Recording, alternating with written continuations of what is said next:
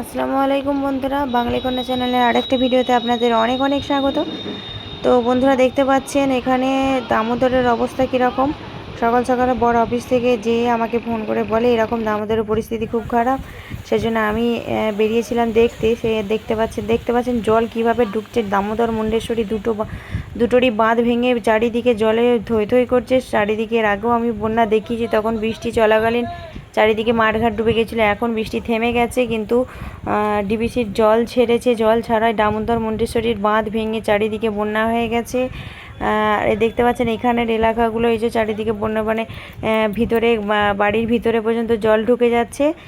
এই দেখুন এইদিকের এই মাঠগুলো কীরকম ডুবে গেছে। এদিকে একটা বাড়ি ছিল, সেই বাড়ি প্লাস এইদিকে জল হুহু করে ঢুকছে বাড়ির ভিতরের দিকে। এবার গ্রামের ভিতরের দিকে মানুষের যোগাযোগ ব্যবস্থা খুবই খারাপ হয়ে যাবে। এরপর কি করে মানুষ যাতায়াত করবে, মানুষের সমস্ত কিছুই বন্ধ হয়ে যাবে।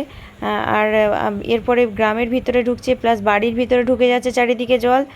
আর এখানকার কন্ডিশনটা দেখতে পাচ্ছেন। আমি আর দেওর বেরিয়েছিলাম দেখতে, আর এখানে দেখুন আমরা ট্র্যাক্টরের উপরে বসে ভিডিও করছি। আর এটা হচ্ছে রাস্তা, আর রাস্তার এইদিকে মাঠ ছিল, তো ওই মাঠ আর রাস্তা প্লাস এক হয়ে গেছে সব কিছুই। আর কার কার ওখানে বন্যা হয় অবশ্যই আমাদেরকে কমেন্টে জানাবেন, বা মুন্ডেশ্বরী দামোদরের কাছে কার কার বাড়ি তারাও আমাদেরকে কমেন্টে জানাবেন। আমরা জানতে চাই কার কার বাড়ি আছে।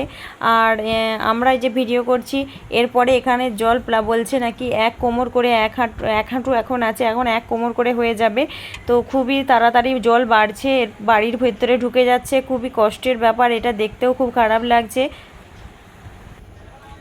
ঢুকে যাচ্ছে, এই দেখুন বাড়ির ভিতরে জল ঢুকে গেছে। দেখতে পাচ্ছেন মানুষের এবার প্রত্যেক দিনে এই বন্যার জলে মানুষের কত বিষাক্ত সাপ পোকামাকড় আসে। কী করে মানুষ দিন রাত কাটাবে জানি না, প্রচণ্ড চিন্তায় পড়ে যাচ্ছি আমরা। এই দেখুন এই দোকানপাটগুলো, রাস্তায় দোকানপাটগুলো সমস্ত বন্ধ, কারণ দোকান খুললেই দোকানের ভিতরে জল ঢুকে যাচ্ছে।